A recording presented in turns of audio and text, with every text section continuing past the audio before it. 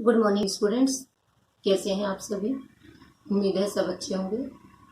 आज हम अपना अगला टॉपिक करते हैं रियासतों का भी।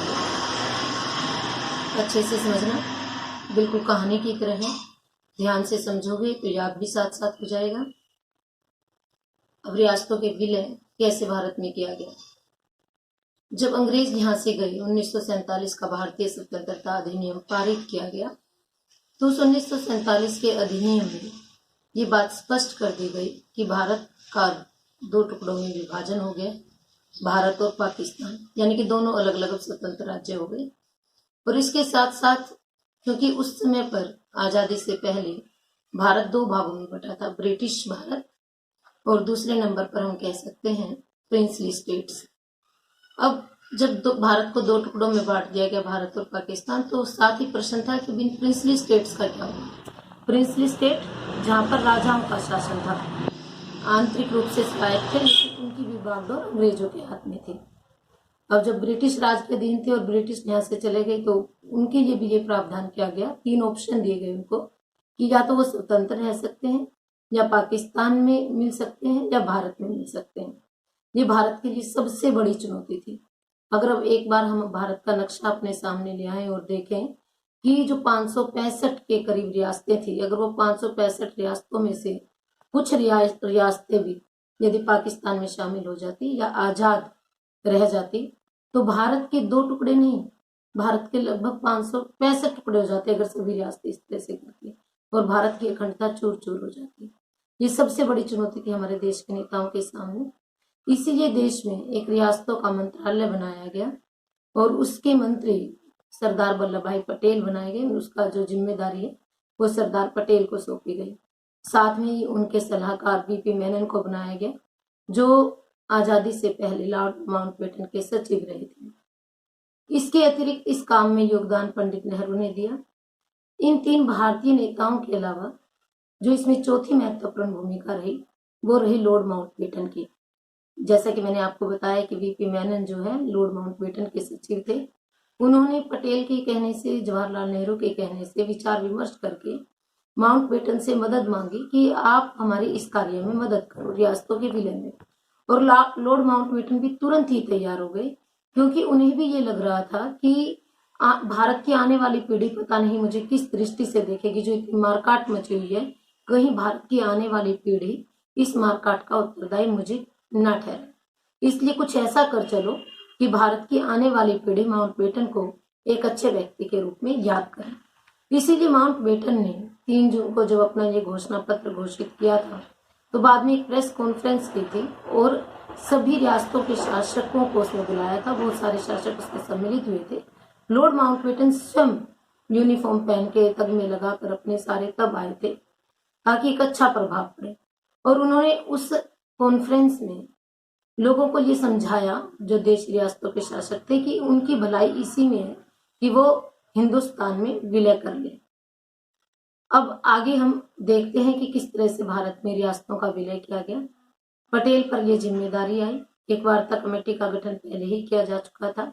अब पटेल ने रियासतों का विलय करने के लिए जो नीति अपनाई, उसे कैरेट एंड स्टिक की नीति कहा जाता है। पटेल ने बहुत तेजी से ये काम शुरू किया, दृढ़ निश्चय के साथ शुरू किया, क्योंकि देशी रियासतों के शासकों को भारत में मिलाना इतना आसान काम नहीं था। क्यों नहीं मिलना चाहते थे देशी रियासतों के शासक भारत में? क्योंकि कोई भी अपनी सत्ता छोड़ना नहीं चाहता।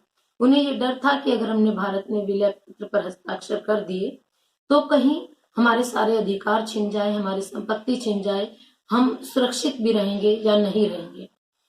इसलिए सबसे पहले तो उनका ये डर दूर करना जरूरी था। इसीलिए पटेल ने जब उनके साथ वार्ता की तो उन्हें कुछ लालच भी दिए। उन्हें कहा कि हम तुम्हारी संपत्ति का कुछ नहीं करेंगे, तुम्हारी संपत्ति तुम्हारे पास रहेगी, इवन की तुम्हें पेंशन तक भी दी जाएगी।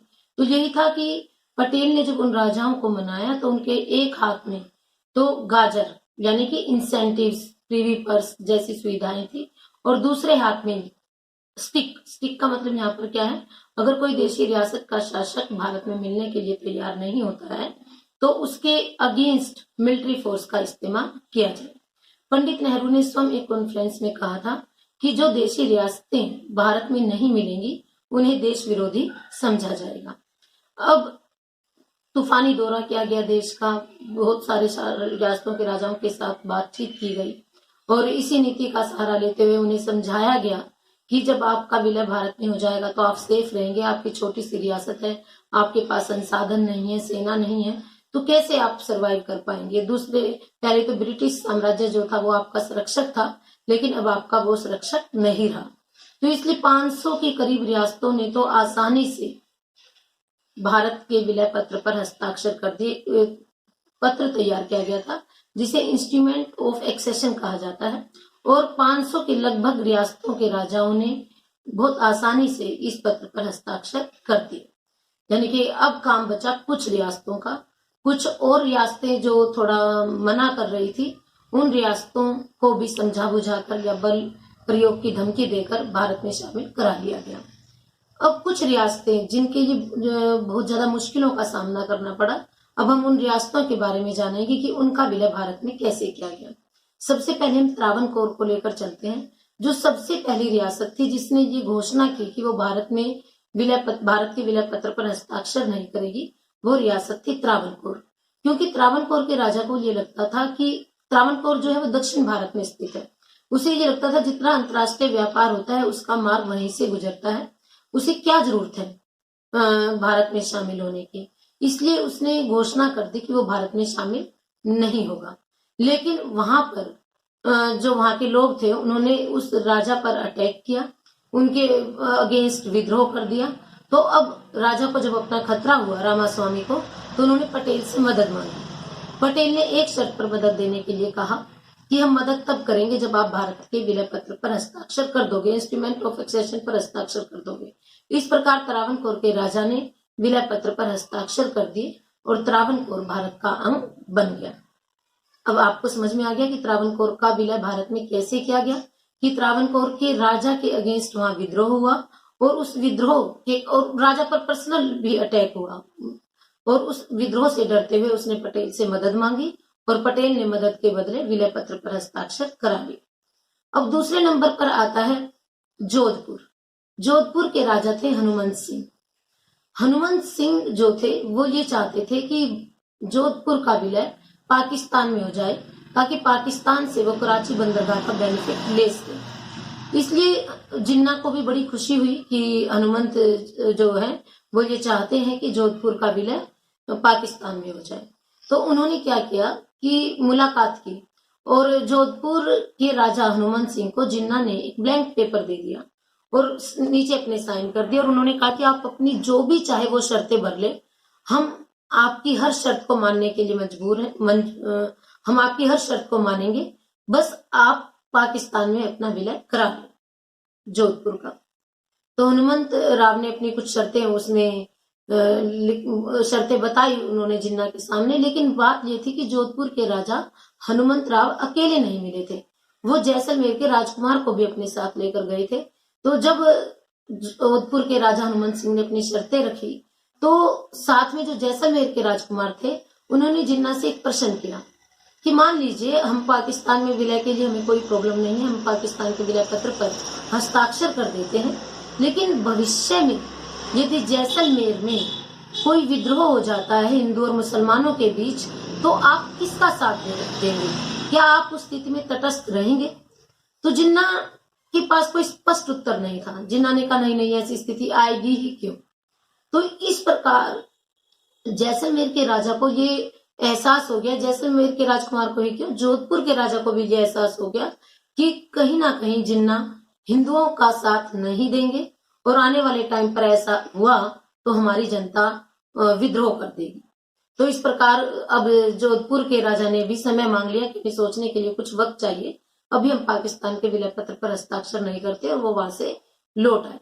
और जैसे ही पटेल को पता चला कि इस प्रकार जो जोधपुर के राजा हैं हनुमंत सिंह वो पाकिस्तान में विलय करने के लिए बातचीत कर रहे हैं, तो उन्होंने उससे मुलाकात की हनुमंत से और उनको समझाया कि उनके पिताजी उनके दोस्त रहे हैं, या तो वो आसानी से भारत के विलय पत्र पर हस्ताक्षर कर दे, नहीं तो उन्हें पिता की भूमिका निभानी होगी और उन्हें बताना होगा कि उन्हें अनुशासन में, वो ये जानते हैं कि हनुमंत राव को किस तरह से अनुशासन में रखना है।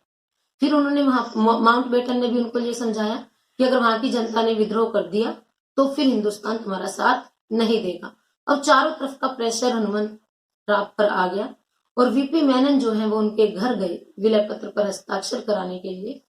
उन्होंने विलय पत्र पर हस्ताक्षर तो कर दिए, लेकिन साथ ही साथ हनुमंत राव के ऊपर पिस्टल तान दी। उसी वक्त लॉर्ड माउंटबेटन वहां आ गए और लॉर्ड माउंटबेटन ने पूछा कि ये आप क्या कर रहे हो।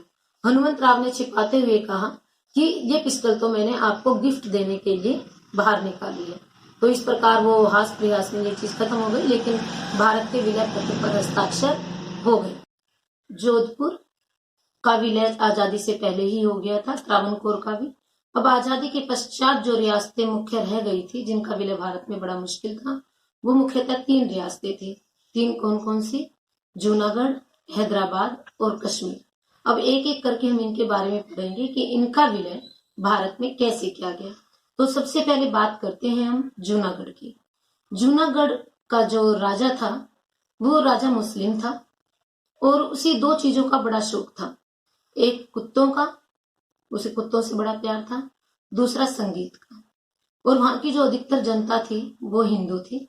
और जूनागढ़ का नवाब ये चाहता था कि जूनागढ़ का विलय पाकिस्तान में हो जाए और उसने ये घोषणा भी कर दी थी कि जूनागढ़ का विलय पाकिस्तान में कर दिया है। जूनागढ़ की जनता चूंकि हिंदू थी तो हिंदू जनता इस बात को नहीं चाहती थी कि जूनागढ़ का विलय पाकिस्तान के साथ हो जाए। जो जूनागढ़ का नवाब महावत खान था, कई बार वीपी मेनन ने उससे मिलने की कोशिश की, लेकिन महावत खान के दीवान शाहनवाज भुट्टो ने हमेशा ये बहाना बना दिया कि नवाब साहब के तो पेट में दर्द है, इसलिए आप उनसे नहीं मिल सकते। जब वीपी मेनन बार बार आए तो लास्ट बार उन्होंने शाहनवाज भुट्टो को कहा कि अब की बार अगर तुमने मुझे नवाब से नहीं मिलने दिया तो तुम मुझे नवाब की राजकुमार से ही मिलने दो। राजकुमार से भी नहीं मिलने दिया गया, ये कहकर कि वो क्रिकेट मैच में व्यस्त है तो इसलिए वो भी नहीं मिल सकते। तो अब की बार साफ साफ वीपी मेनन ने उन्हें धमकी दे दी थी कि ये चीज जूनागढ़ के लिए अच्छी नहीं होगी। जूनागढ़ के विलय पर एक तो वहां की जो जनता थी उसने नवाब के खिलाफ विद्रोह कर दिया और विद्रोह की स्थिति से नवाब कैसे निपट नहीं सकता था। और इधर से भारतीय सेना ने उसकी क्षेत्र की नाकेबंदी कर दी थी। अब वहां का नवाब ने क्या किया कि पाकिस्तान से शरण मांगी और वो भागकर अपने एक विमान में बैठकर अपने कुत्तों को ले गया और अपने परिवार को छोड़ गया और वो भागकर पाकिस्तान चला गया, यानी कि कराची चला गया। अब इधर बच गया शाहनवाज भुट्टो। जब शाहनवाज भुट्टो ने देखा कि एक तरफ तो विद्रोह है और दूसरी तरफ हिंदुस्तान मुझे मदद नहीं करेगा, तो उसने पटेल से रिक्वेस्ट की कि हम भारत में विलय पत्र पर हस्ताक्षर करने के लिए तैयार हैं। और इस प्रकार से जूनागढ़ का विलय भी भारत में हो गया। नेक्स्ट हम आते हैं हैदराबाद पर। हैदराबाद भी एक ऐसी रियासत थी जिसका क्षेत्रफल बहुत बड़ा था, एक बहुत बड़ी रियासत, बहुत अमीर रियासत, जिसके पास संसाधनों की कोई कमी नहीं थी।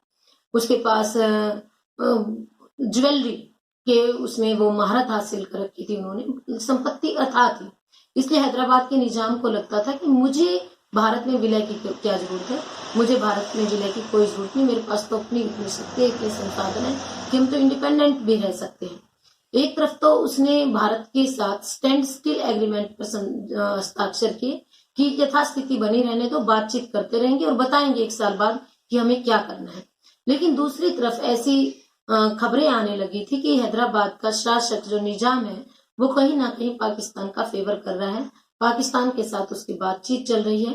यहाँ तक कि उसने 20 करोड़ के लगभग उसको पाकिस्तान की मदद भी की थी और भारत के साथ वो दूसरे तरह की पॉलिसीज अपना रहा था जो भारत के हित में नहीं थे। सबसे बड़ी बात ये थी कि हैदराबाद की जो जनता थी, जो हिंदू जनता थी, उसके ऊपर अत्याचार करने शुरू कर दिए थे। हैदराबाद में भी समाजवादी पार्टी और वहां के हिंदुओं ने मिलकर निजाम के अगेंस्ट विद्रोह किया और हैदराबाद के निजाम ने उस विद्रोह से निपटने के लिए रजाकार को नियुक्त किया। रजाकार क्या था? एक पैरामिलिट्री फोर्स कह सकते हैं हम इसको, अर्धसैनिक बल।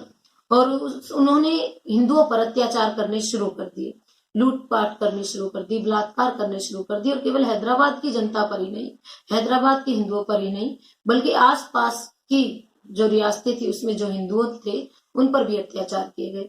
तो इस तरह से भारत सरकार की आलोचना होने लगी कि देखो हिंदुओं पर किस तरह से अत्याचार किए जा रहे हैं और भारत सरकार बिल्कुल चुप बैठी है। पटेल इस बात से बहुत परेशान थे। वो हैदराबाद का विलय भारत में करना चाहते थे, तो किस तरह से किया जाए, बल का प्रयोग किस तरह किया जाए। उन्हें कहीं ना कहीं मन में ये शंका भी थी कि अगर हम हैदराबाद के विरुद्ध सैनिक कार्यवाही करते हैं तो कहीं पाकिस्तान प्रतिक्रिया के रूप में भारत पर आक्रमण ना कर दे या हैदराबाद का साथ ना दे। तो उन्होंने जनरल को बुलाया, करियप्पा को, और उनसे पूछा कि क्या हम बिना किसी विदेशी मदद के हैदराबाद पर अटैक कर सकते हैं। तो उसने कहा कि हाँ, कर सकते हैं। इधर पंडित नेहरू और सी राजगोपालाचारी नहीं चाहते थे कि हैदराबाद के अगेंस्ट सैनिक कार्यवाही की जाए।